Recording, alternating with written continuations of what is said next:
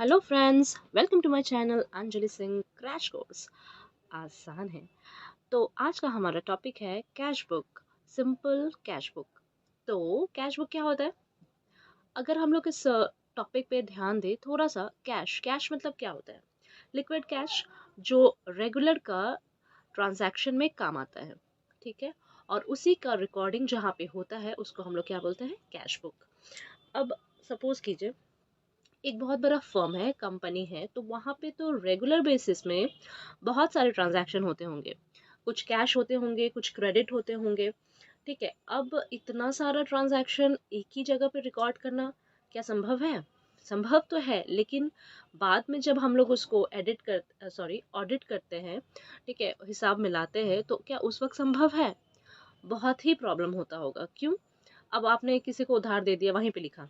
किसी से कैश में ट्रांजैक्शन किया, वहीं पे लिखा। कुछ परचेज कर लिया, कुछ एसेट सेल कर दिया, वहीं पे लिखा। तो इसमें क्या होगा? हौच पौच हो जाएगा। अगर जनरल लैंग्वेज में हम लोग यूज़ करें तो क्या हो जाता है? हौच पौच हो जाता है। ठीक है, तो उसके लिए बिजनेस ने क्या सोचा कि क्यों ना हम लोग कैश ट्रांजैक्शन के लिए एक अलग सा बुक बनाए, जहाँ पे सिर्फ और सिर्फ कैश से रिलेटेड बातें होंगी। और वहाँ पे क्रेडिटर्स, क्रेडिट में अगर कुछ लिया है सामान, तो वहाँ पे वो सब नहीं आएगा। ठीक है, तो जनरली इसका डेफिनेशन से हम लोग स्टार्ट करते हैं। तो डेफिनेशन इसका है क्या? ठीक है, cash book is a book of prime entry in which cash and bank transactions are recorded in a chronological order, that is as they occur।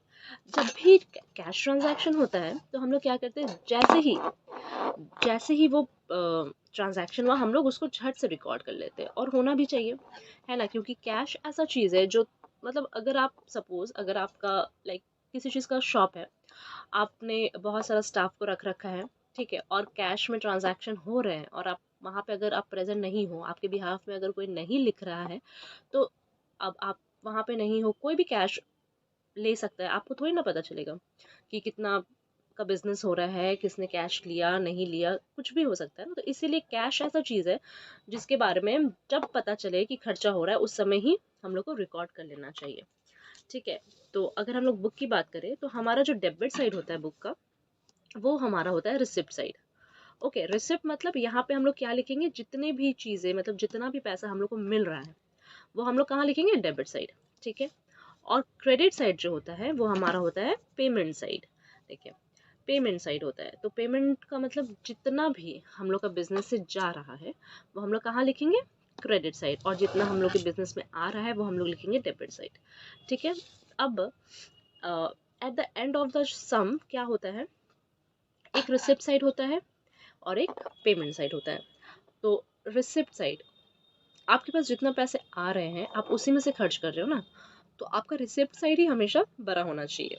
उसमें से आपका पेमेंट साइड, पेमेंट जो है, होता रहेगा। और जितने पैसे बच गए आपके हाथ में है, मतलब कैश इन हैंड या फिर कैश एट बैंक। ठीक है, तो वही है। ओके, तो कैश बुक को हम लोग सब्सिडरी बुक भी बोलते हैं और प्रिंसिपल बुक भी बोलते हैं। ठीक है, ये हमारा कॉन्सेप्ट था। अब हम लोग क्या करेंगे? सम करेंगे। तो चलिए सम्स की तरफ देखते हैं। Okay, so this is our question illustration number 2। Enter the following in Shrinath's cash book. Okay, ये मार्च 2013 का है, पुराना एडिशन का बुक है इस वजह से, लेकिन मैंने आंसर में 2021 लिखा है। मैंने क्वेश्चन में नहीं देखा था, लेकिन मैटर नहीं करता आपका ईयर से। ठीक है, आप कुछ भी करके लिख सकते हो। ठीक है, मेन आपका क्या है? ट्रांजैक्शन। लेकिन हाँ, एग्जाम में आप लोग को डेट पूरा सेम टू सेम देना पड़ेगा। ठीक है, ये मेरे से मिस्टेक हो गया है, आप लोग थोड़ा सा मैनेज कर लीजिएगा। ठीक है, balance of cash in hand 15,000। Cash in hand कुछ भी हम लोग स्टार्ट करते हैं तो हम लोग के पास पहले से होता है कुछ पैसे या फिर कुछ एसेट। एसेट को ओपनिंग स्टॉक बोलते हैं, कैश को balance of cash in hand. तो यहाँ पे हम लोग टू बैलेंस बीडी करेंगे, क्योंकि हमारा कैश का नेचर क्या होता है? एसेट का, तो एसेट ऑलवेज डेबिट होता है, इसलिए। ठीक है, purchase is good for cash from x for ₹3,200। अच्छा, यहाँ पे एक ट्रिक है, देखिए, आप लोग करेंगे सम्स फर्दर तो समझ में आएगा। मैं पहले ही बता देती हूँ कि ये परचेज गुड हो रहा है कैश। ठीक है, तो फ्रॉम एक्स। अब जब किसी का नाम देता है ना, तो हम लोग जनरली उसको मानते हैं कि क्रेडिट में हो रहा है, लेकिन फॉर कैश, फॉर रुपीज़ इतना दे दिया है, फॉर कैश मेंशन कर दिया है, तो ये हमारा क्या होगा? कैश ट्रांजैक्शन हो जाएगा। ठीक है, sold good for ₹4,800 to Y. यहाँ पे कैश मेंशन नहीं किया है, ठीक है। तो ये हमारा क्या है, हमारा क्रेडिट ट्रांजैक्शन है। मार्च 20 में क्या हुआ, रिसीव कमीशन 650, मार्च 20 में पेड कमीशन 550, मार्च 28 में paid to Shantaram on account of 7,115, and number last है March 31 paid salary to office clerk ₹1,000 and office rent ₹600। Okay friends, तो सम स्टार्ट करने से पहले मैं ये बता दूं, इसको आप पॉज करके स्क्रीनशॉट ले लीजिए इस सम्स का, या फिर इसको कॉपी भी कर सकते हैं, ठीक है। चलिए सम्स देखते हैं। तो ये हमारा परफॉर्मा है कैश बुक का, debit particular date, date particular LF amount, date particular LF amount, debit credit. ऊपर में समझने के लिए रिसिप्ट पेमेंट भी लिख सकते हैं, बट ठीक है, नहीं भी लिखेंगे तो चलेगा, या फिर अंदर में भी आप लोग रिसिप्ट पेमेंट लिख सकते हैं पर्टिकुलर की जगह, ऐसे भी लिखने से चलेगा, कोई दिक्कत नहीं है, ठीक है। तो पहला ट्रांजैक्शन हमारा क्या था, मैंने कहा था ना मिस्टेक हो गया, ये 2013 है बुक में, 2021 लिख दिया मैंने। मार्च 1 टू बैलेंस BD 15,000, ठीक है। मार्च 8 में क्या हुआ है, purchase good for cash, purchase good for cash. जब परचेज होता है तो हमारा ट्रांजैक्शन मतलब एंट्री क्या होती है, तो क्या होगा transaction, purchases account to purchase account debit to cash. तो हम लोग लेजर में कैसे करते थे, ठीक उसी तरह से करना है। Purchase account debit to cash हुआ है, तो कैश अकाउंट है, तो यहाँ पे क्या हम लोग लिखेंगे, बाय परचेज अकाउंट, ठीक है। नेक्स्ट ट्रांजैक्शन हम लोग का है sold good for ₹4,800 to Y. तो वो ट्रांजैक्शन हम लोग नहीं लिखेंगे क्योंकि वो हमारा क्रेडिट ट्रांजैक्शन है। क्रेडिट ट्रांजैक्शन कैश बुक में कभी भी नहीं आता, ठीक है। Okay, number 4 is received commission. तो हमको कमीशन रिसीव्ड हुआ है, तो कमीशन जब रिसीव्ड होता है तो क्या होता है entry, cash account debit to commission, cash account debit to commission, ठीक है। तो cash account debit to commission account 650।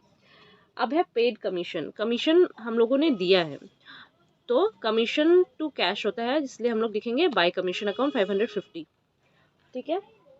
Paid to Shantaram on account, हम लोगों ने पेड किया है, तो शांताराम टू कैश ट्रांजैक्शन होता है, तो यहाँ पे क्या होगा, बाय शांताराम 7,150। मार्च 31 को क्या हुआ है, paid salary to office clerk, salary to cash होता है, तो कैश में क्या होगा, बाय सैलरी और बाय ऑफिस रेंट भी है, एंड ऑफिस रेंट 600, तो बाय ऑफिस रेंट 600। अब हम लोग क्या करेंगे, इसका टोटल करेंगे, ठीक है। इसका टोटल करेंगे, आप देख सकते हैं 15,000 प्लस 650, तो 15,650 minus 3,200 minus 550 minus 7,150 minus 1,000 minus 600 minus, तो ये हमारा क्या आ रहा है, बैलेंस इन हैंड, ये हमारा कैश बच रहा है, ठीक है। तो इसको हम लोग क्या करेंगे, कैरी फॉरवर्ड करेंगे अपने नेक्स्ट मंथ में। तो यहाँ पे हम लोग लिखेंगे April 1 टू बैलेंस BD, और यहाँ पे अमाउंट आ जाएगा हमारा 3,150, मैं यहाँ पे स्किप कर दी हूँ, ठीक है। तो यहाँ पे 3,150 ये अमाउंट हमारा आ जा रहा है बैलेंस BD। ओके फ्रेंड्स, तो I hope you people have understood. So further keep watching for more videos. Stay tuned. Thank you.